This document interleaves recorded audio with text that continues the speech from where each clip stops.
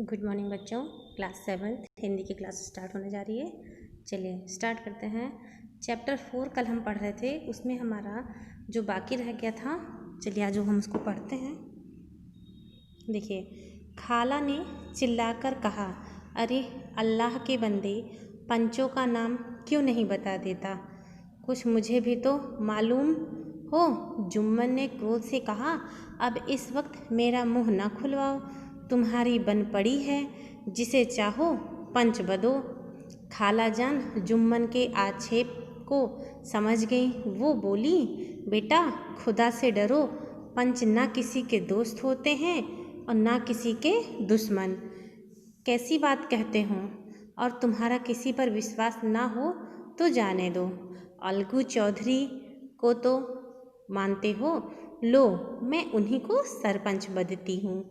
जुम्मन शेख आनंद से फूल उठे, परंतु भावों को छिपाकर बोले, अलगू ही सही, मेरे लिए जैसे रामधन वैसे अलगू। अलगू इस झमेले में फंसना नहीं चाहते थे। वे कन्नी काटने लगे। बोले, खाला तुम जानती हो कि मेरा जुम्मन से गाढ़ी दोस्ती है। खाला ने गंभीर स्वर में कहा, बेटा दोस्ती के लिए कोई अपना ईमान नहीं बेचता। पंच के दिल में खुदा बसता है। पंचों के मुख से जो बात निकलती है वह खुदा की तरफ से निकलती है। अलगू चौधरी सरपंच हुए। रामधन मिश्र और जुम्मन के दूसरे विरोधियों ने बुढ़िया को मन में बहुत कोसा। अलगू चौधरी बोले, शेख जुम्मन, तुमको पंचों से जो कुछ अर्ज करनी हो करो। जुम्मन को पूरा विश्वास था कि अब बाजी मेरी है, अतएव शांत चित होकर बोले, पंचों 3 साल हो गए। खाला जान ने अपनी जायदाद मेरे नाम हिब्बा कर दी थी। हिब्बा मीन्स नाम कर देना। मैंने उन्हें एवज में खाना कपड़ा देना कबूल किया था। खुदा गवाह है, आज तक मैंने खाला जान को कोई तकलीफ़ नहीं दी। उन्हें अपनी माँ के समान समझता हूँ। उनकी खिदमत करना मेरा फ़र्ज है, मगर औरतों में ज़रा अनबन रहती है, इसमें मेरा क्या बस है। खाला जान मुझसे माहवार खर्च अलग मांगती हैं। जायदाद जितनी है वह पंचों से छिपी नहीं। इससे इतना मुनाफा नहीं होता कि माहवार खर्च दे सकूं। इसके अलावा हिब्बा नामे में माहवार खर्च का कोई जिक्र नहीं तो मैं भूलकर भी इस झमेले में ना पड़ता। बस मुझे यही कहना है, आइंदा पंचों को अख्तियार है, जो फैसला चाहे करें।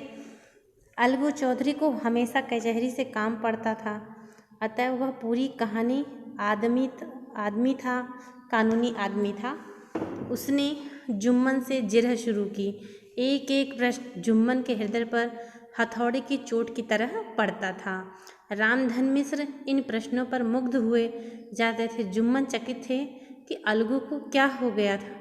अभी यह अलगू मेरे साथ बैठा हुआ कैसी कैसी बातें कर रहा था, इतनी ही देर में ऐसी काया पलट हो गई कि मेरी जड़ खोदने पर तुला है, ना मालूम कब की कसर निकाल रहा है।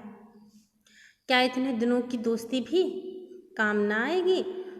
जुम्मन शेख तो इसी संकल्प विकल्प में पड़े हुए थे कि इतने में अलगू ने फैसला सुनाया। जुम्मन शेख पंचों ने इस मामले पर विचार किया।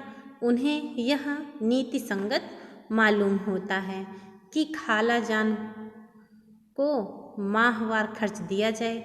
हमारा विचार है कि खाला की जायदाद से जितना मुनाफा अवश्य होता है कि माहवार खर्च दिया जा सके। माहवार मतलब महीने का खर्च। यही हमारा फैसला है। अगर जुम्मन को खर्च देना मंजूर ना हो तो वह हिब्बानामा रद्द समझा जाए। यह फैसला आते ही जुम्मन सन्नाटे में आ गए, मगर रामधन मिश्र अन्य पंचों और अलगू चौधरी की नीति से प्राणता की प्रशंसा से जी खोल कर रहे थे उनकी प्रशंसा, जो उन्होंने बिना दोस्त मतलब उनकी अलगू जो थे वो जुम्मन के दोस्त थे, इसके बाद भी उन्होंने दोस्ती नहीं बल्कि जो न्याय था उसकी बात कही थी। वे कहते थे कि इसका नाम पंचायत है, दूध का दूध और पानी का पानी कर दिया। दोस्ती दोस्ती की जगह है, किंतु धर्म का पालन करना मुख्य है। सत्यवादियों के बल पर पृथ्वी ठहर रही है, नहीं तो यह कब की रसातल को चली जाती। इस फैसले ने अलगू और जुम्मन की दोस्ती की जड़ हिला दी। अब वे साथ साथ बातें करते नहीं दिखाई देते और अब शिष्टाचार का अधिक व्यवहार होने लगा। वे एक दूसरे की आवभगत ज़्यादा करने लगे। वे मिलते जुलते थे, मगर उसी तरह जैसे तलवार से ढाल मिलती है। जुम्मन के चित्त में मित्र की कुटिलता आठों पहर खटका करती थी। उसे हर घड़ी यही चिंता रहती थी कि किसी तरह बदला लेने का अवसर मिले। अच्छे कर्मों की सिद्धि में बड़ी देर लगती है, पर बुरे कर्मों की सिद्धि में ये बात नहीं होती। जुम्मन को भी बदला लेने का अवसर जल्द ही मिल गया। पिछले साल अलगू चौधरी बटेसर से बैलों की एक बहुत अच्छी जोड़ी मोल लाए थे। बैल पाछे ही जाति के सुंदर बड़े बड़े सींगों वाले थे। महीनों तक आसपास के गांव के लोग उनके दर्शन करते रहे। देवयोग से जुम्मन की पंचायत के 1 महीने बाद उस जोड़े का एक बैल मर गया। जुम्मन ने दोस्तों से कहा, यह दगाबाजी की सजा है। इंसान सब्र भले ही कर जाए, पर खुदा नेकबद सब देखता है। अलगू को संदेह हुआ कि जुम्मन ने बैल को विष दिला दिया। चौधराइन ने भी जुम्मन पर ही इस दुर्घटना का दोषारोपण किया। उसने कहा, जुम्मन ने कुछ करा दिया है। चौधराइन और करीमन में इस विषय पर एक दिन खूब ही वाद विवाद हुआ। जुम्मन ने किसी तरह शांति स्थापित की। उन्होंने अपनी पत्नी को डांट झपट कर समझा दिया। वह उसे उस रणभूमि से हटा भी ले गए। अब अकेला बैल किस काम का। उसका जोड़ बहुत ढूंढा गया, पर ना मिला। निदान यह सलाह ठहरी कि इसे बेच डालना चाहिए। गांव में एक समझू साहू थे। वह इक्का गाड़ी हाँकते थे। गांव से गुड़ घी लाद कर मंडी ले जाते और मंडी से तेल नमक लाते और गांव में बेचते। इस बैल पर उनका मन लहराया। उन्होंने सोचा, यह बैल हाथ लगे तो दिन भर में बेखट के 3 खेप हों। आजकल तो एक ही खेप में लाले पड़े रहते हैं। बैल देखा, गाड़ी में दौड़ाया, बाल भौरी की पहचान कराई, मोल तोल किया और उसे लाकर द्वार पर बांध ही दिया। 1 महीने में दाम चुकाने का वादा ठहरा। चौधरी को भी गरज थी ही घाटे की परवाह ना की।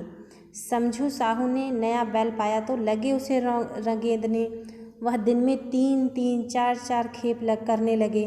ना चारे की फिक्र, ना पानी की, बस खेपों से काम था। मंडी ले गए, वहाँ कुछ सूखा भूसा सामने डाल दिया।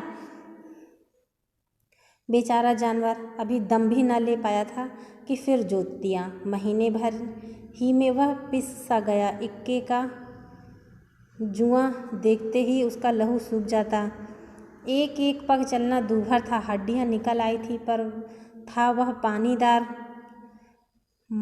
मार की बर्दाश्त न थी। एक दिन चौथी खेप में साहू जी ने दूना बोझ लादा। दिन भर का थका जानवर पैर न उठते थे, पर साहू कोड़े फटकारने लगे। बस फिर क्या था, बैल कलेजा तोड़ कर चला। कुछ दूर दौड़ा और चाहा कि जरा दम लूं, पर साहू जी को जल्द पहुंचने की फिक्र थी। अतएव उन्होंने कई कोड़े बड़ी निर्दयता से फटकारे। बैल एक बार फिर जोर लगाया, पर अब की बार शक्ति ने जवाब दे दिया। पर धरती पर गिर पड़ा और ऐसा गिरा फिर ना उठा। साहू जी ने कुछ बहुत पीटा, टांग पकड़कर खींचा, नथनों में लकड़ी ठूंस दी, पर कहीं मृतक भी उठ सकता है। तब साहू जी को कुछ शक हुआ। उन्होंने बैल को गौर से देखा, खोलकर अलग किया और सोचने लगे कि गाड़ी कैसे घर पहुँचे। कुछ बोरे गुड़ और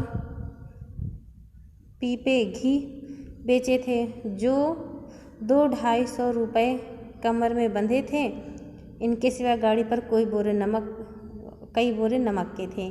अतएव छोड़कर जा भी न सकते थे। लाचार बेचारे गाड़ी पर लेट गए। वहीं रथ जगह करने की ठान ली। चिल्म पी गया, फिर हुक्का पिया। इस तरह साहू जी आधी रात तक नींद को बहलाते रहे। अपनी जान में तो वह जागते ही रहे, पर पौ फटते ही जो नींद टूटी और कमर पर हाथ रखा, थैली गायब। घबराकर इधर उधर देखा तो कई कनस्तर तेल भी नदारद। अफसोस में बेचारे ने सिर पीट लिया। गालियां देने लगे। निगोड़े ने ऐसी कुलच्छनी बैल दिया कि जन्म भर की कमाई लुट गई।